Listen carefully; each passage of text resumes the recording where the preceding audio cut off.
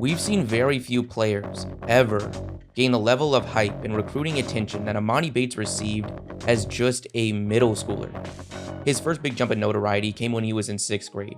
He was already averaging 28 points and 12 rebounds during the AAU season. Then he would jump to the national stage as a 7th grader. He was already 6'6" and averaging 46 points. But it wasn't just the height and production that had everyone tuning in.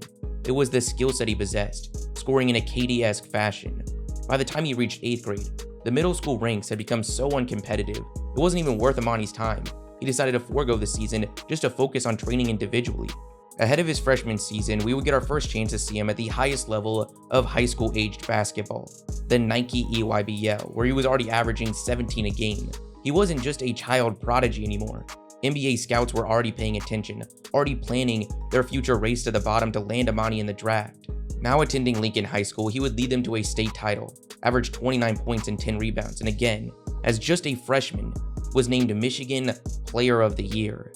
To put in perspective the hype surrounding the now 6'9" wing at the time, during his sophomore season, he was already gracing the cover of Sports Illustrated.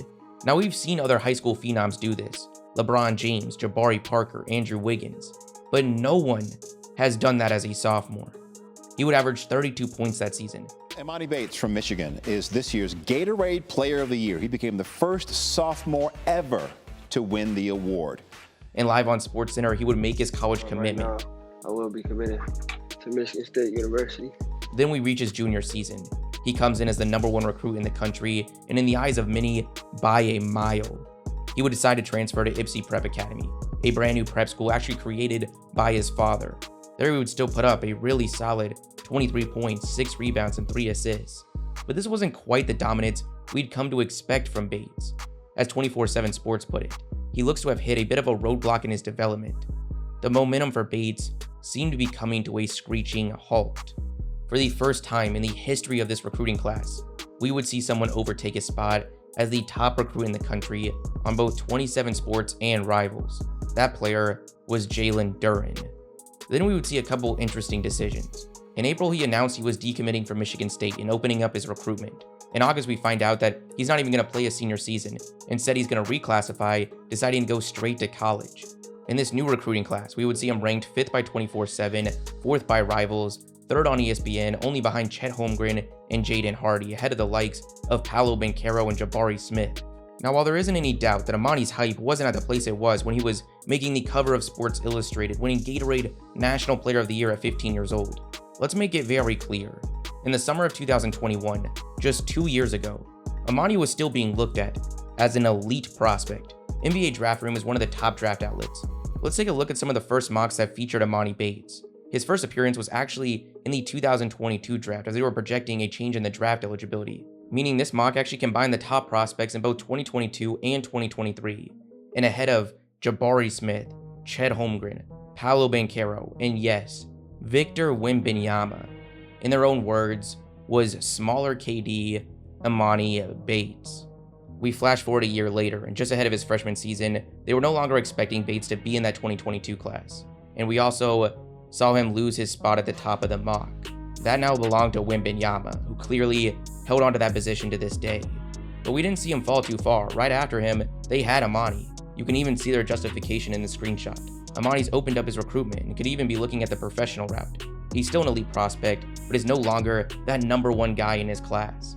At this time, he was still yet to make the decision on where he would play for the upcoming season, but shortly after, a decision was made. Big news out of college basketball and a big get for Memphis. 5-star prospect Emoni Bates heading to play for Penny Hardaway and the Tigers. He joins fellow 5-star prospect Jalen Duren. He would step on the campus at just 17 years old. He would be taking the court as the youngest player in college basketball, and his debut would come against Tennessee Tech, where you really couldn't ask for a much better start. He put up 17 points, 4 rebounds, and 4 assists, going 6 for 9 from the field and knocking down 4 of his 7 3-point attempts. Has the ball up top, step back 3 on the way. Whoa, my! He then continued to play really well. He averaged 16 on 58-50 splits through his first 3 outings, games in which Memphis had gone undefeated.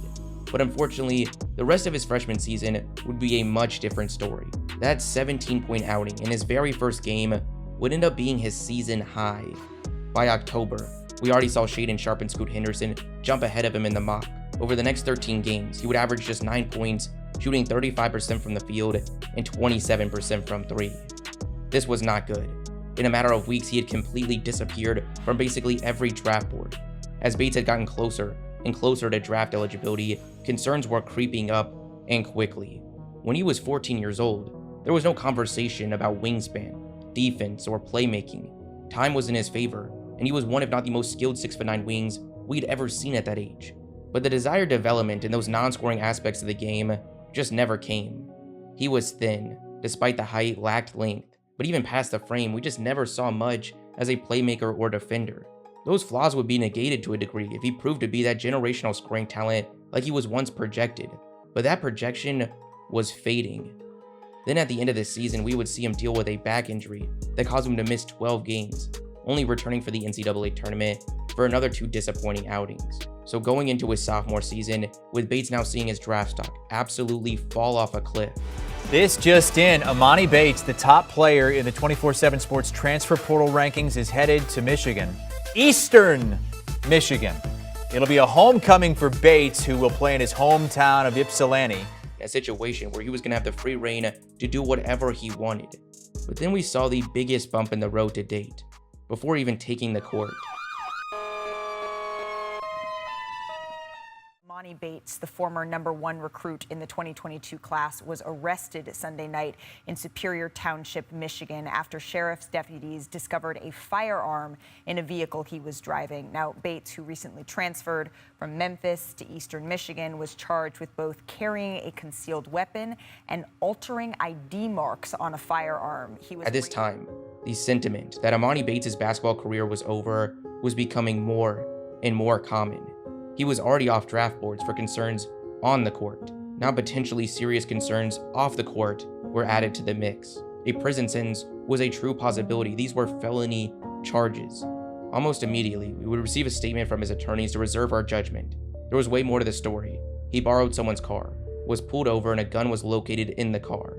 It would only take just over a month for the case to be resolved. Well, standout Emoni Bates just took a plea deal in a gun case. The deal drops the felony charges against the Eastern Michigan University basketball star and allows him to avoid jail time. He reached a plea deal that dismissed the felony charges and instead would be charged with a misdemeanor count of attempted unlawful transportation of a weapon, a charge that would come with 18 months of probation.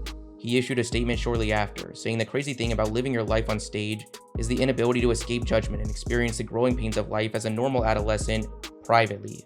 I hold myself accountable for making a poor decision, and I hope you can forgive me as I grow, because this will not be my last mistake. However, a lasting stigma to remind me of the severity of such a mistake. While the legal issues were now out of the way, there is no question this situation put his draft stock in a significantly worse place than it already was prior. His debut wouldn't come till December in a matchup with top program Michigan, where just like the start of his freshman season, he would rise to the occasion.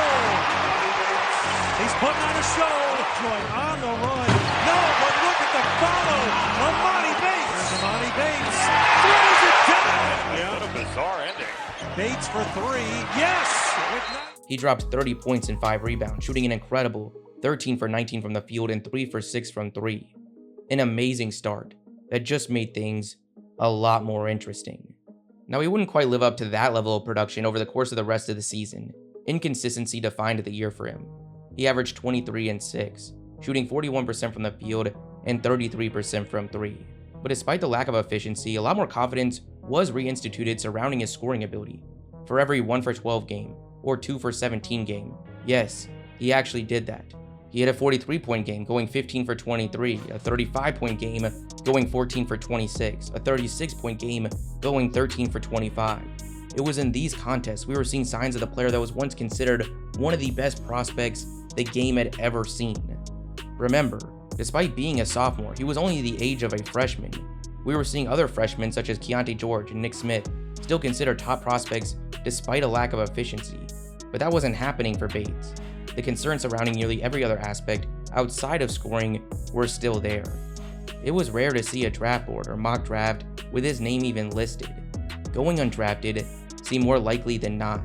Then we reached the NBA Combine, an event that was going to play a pivotal role in his stock. where things did not get off to a great start. He measured in with a 6'9" wingspan, a length that matched his height, which is a big deal.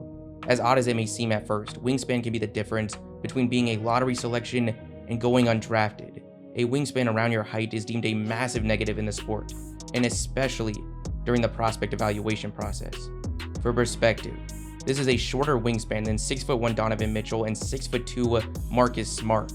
He also measured in with the third smallest hands, the fourth lowest weight, the third lowest sprint time, and the sixth lowest vertical.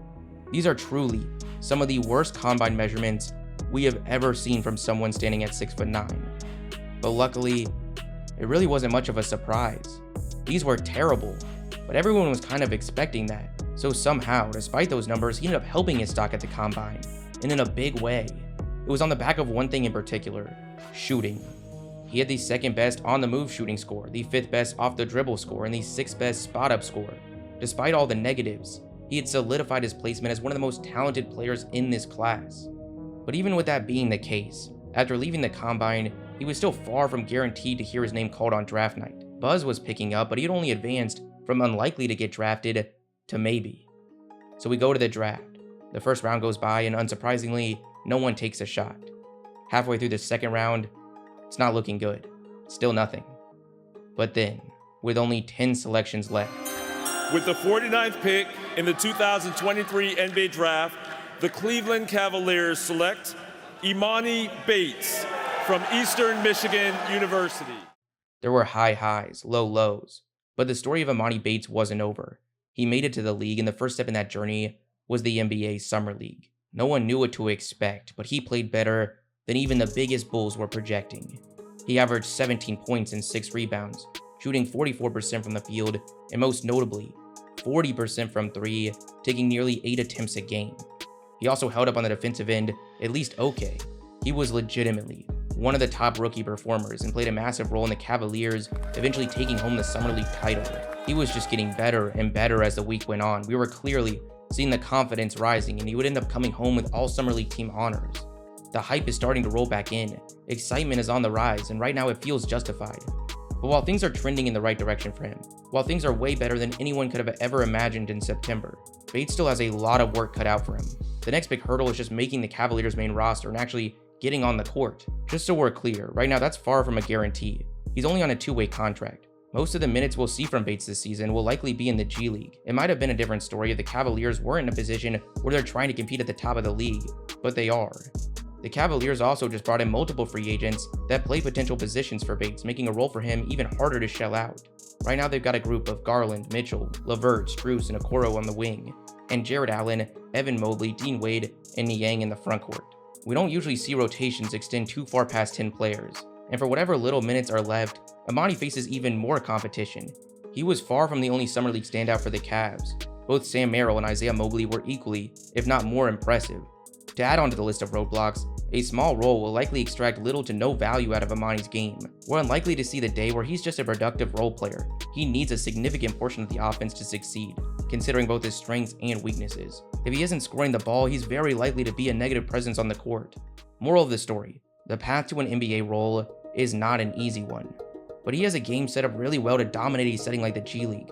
Hopefully that happens. He proves worthy of a spot in the league and goes on to be that player we all thought he would be. A cinema-worthy story of an epic rise, tragic fall, and unlikely rise again truly seems to be in the making. How do you describe your journey from plastered on the cover of Sports Illustrated to here with the Cavs? It's just a long journey. You know, I was in the spotlight since I was 12 years old, like he said. Like, a lot of people been knowing me since I was 12. So, for real, I'm really most happy I've ever been in my journey, like, throughout my whole basketball career. Like, because I feel like I can just have fun right now. Like, not expectations, you know, I'm with talented players. You know, I can learn from everybody.